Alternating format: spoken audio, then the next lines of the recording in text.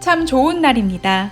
어스틴 주님의 교회 매일 말씀 묵상에 오신 여러분을 환영합니다. 말씀을 통해 샘솟는 하나님의 은혜를 경험하시길 바랍니다. 오늘은 어제보다 더 행복한 하루가 될 것입니다.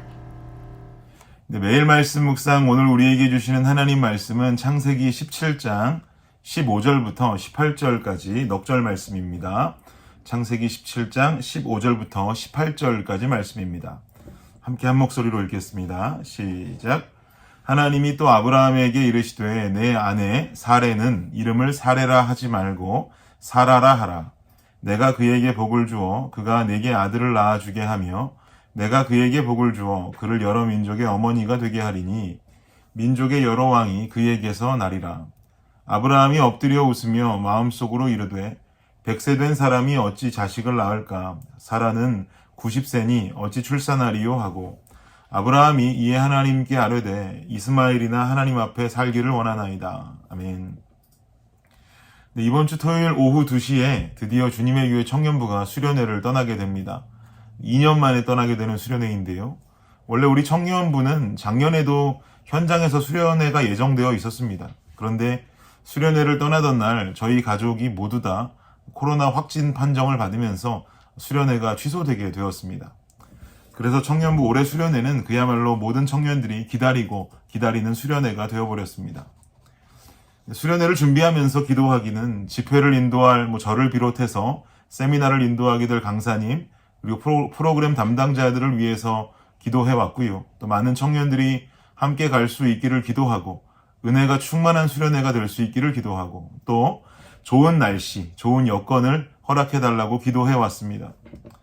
그런데 어저께 우리가 기도해온 기도 제목과는 다르게 안타까운 소식을 한 가지 접하게 되었습니다. 이번 주 토요일과 주일 청년부 수련회가 있는 장소가 있는 그 도시에 비가 내리게 될 확률이 60%가 넘는답니다.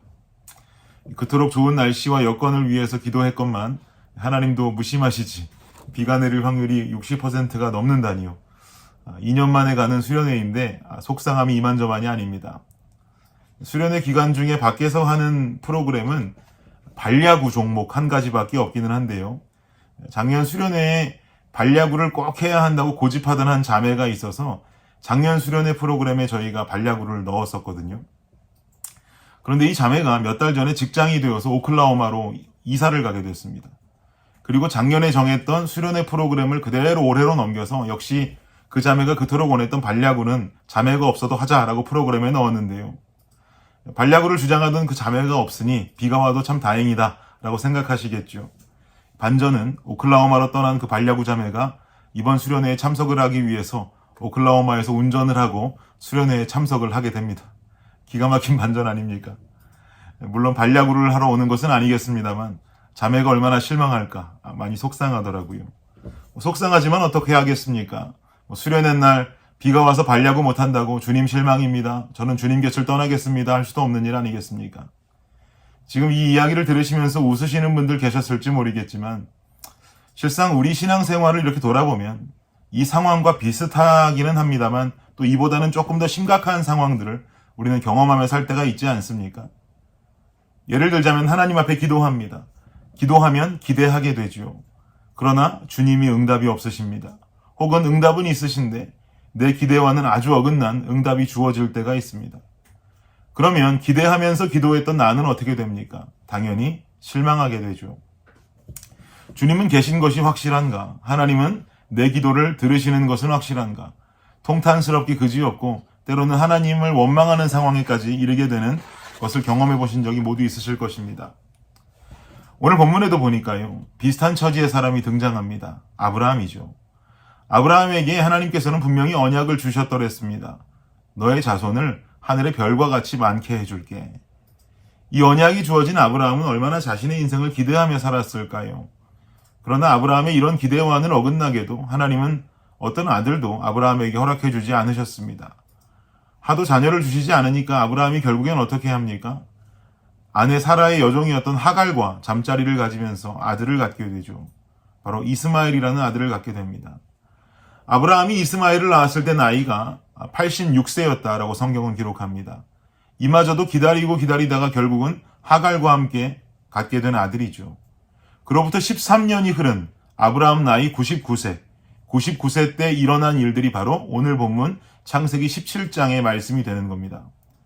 어제 본문에서 아브라함이 아브라함으로 이름이 바뀌게 되고요. 오늘 본문에서는 아브라함의 아내인 사레가 사라로 이름이 바뀌게 됩니다. 그리고 하나님께서는 아브라함에게 이렇게 말씀하십니다. 16절 보시겠습니까? 읽겠습니다. 시작. 내가 그에게 복을 주어 그가 내게 아들을 낳아주게 하며 내가 그에게 복을 주어 그를 여러 민족의 어머니가 되게 하리니 민족의 여러 왕이 그에게서 나리라. 아멘. 이 약속을 들은 아브라함의 마음이 어떻겠습니까? 하나님 그만하시죠. 이제 저는 기대도 안 합니다. 뭐 이런 마음 아니었을까요? 그 마음이 그대로 17절에 나타납니다. 17절 보십시오. 읽겠습니다. 시작. 아브라함이 엎드려 웃으며 마음속으로 이르되 100세 된 사람이 어찌 자식을 낳을까? 사라는 90세니 어찌 출산하리요? 하고 아브라함이 엎드려서 웃었답니다. 나는 거의 100살이 다 됐고 사라는 90세인데 무슨 아기를 가질 수 있습니까? 하면서 엎드려 웃었다는 거죠. 저는 이런 아브라함의 마음이 100번 이해됩니다. 얼마나 기다려왔습니까? 그런데 하나님께서는 이번에 좀 다르십니다. 본문 뒷부분을 보니까 정확히 사라를 통해서 아들을 낳을 거고 그 아들의 이름을 아예 이삭이라고 지어라라고 이름까지 주십니다.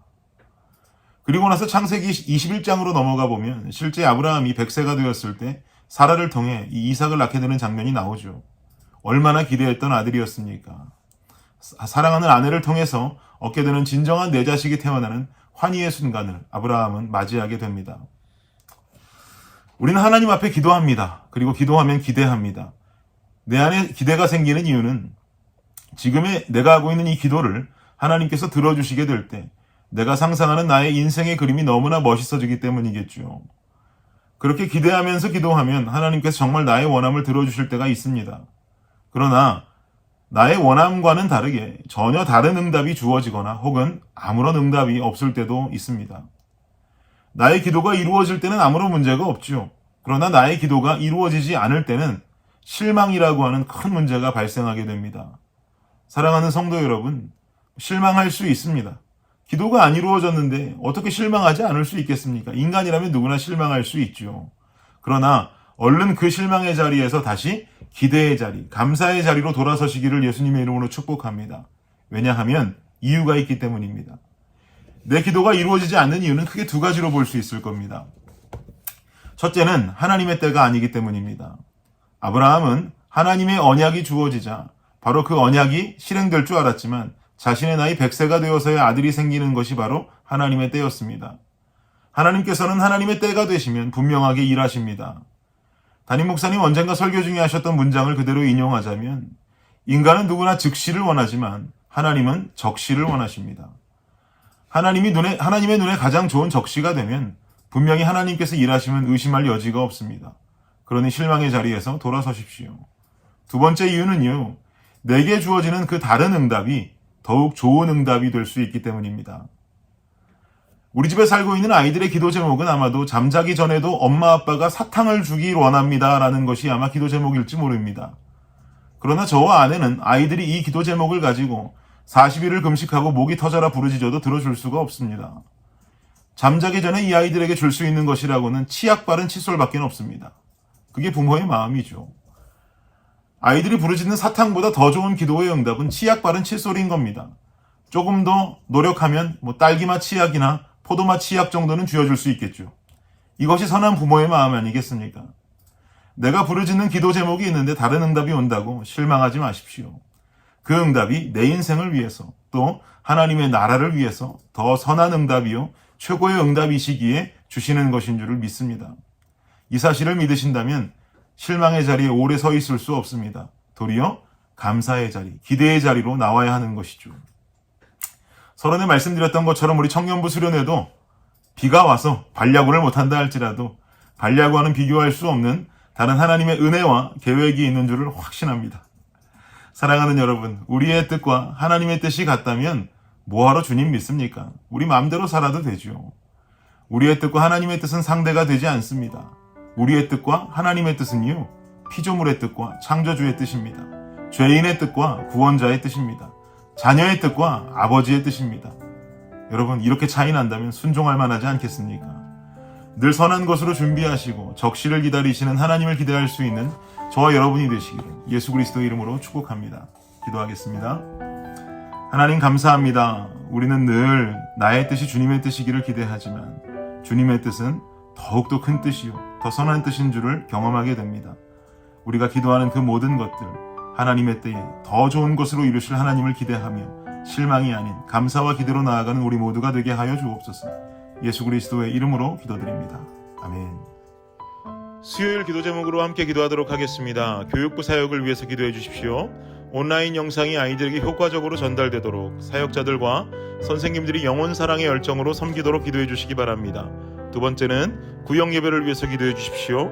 대면 비대면으로 드려지는 구역 예배가 안전하도록 구역장들이 예배를 성령 충만함으로 인도하도록 구역장들이 섬김을 통해 각 개인이 은혜와 복을 받도록 기도해 주시기 바랍니다. 마지막 선교사님들을 위해서 기도하실 때에 알래스카의 이홍래 목사님, 디국의 김재문 선교사님, 우즈베키스탄의 강세르게이 선교사님을 위해서 기도해 주시기 바랍니다. 기도하겠습니다.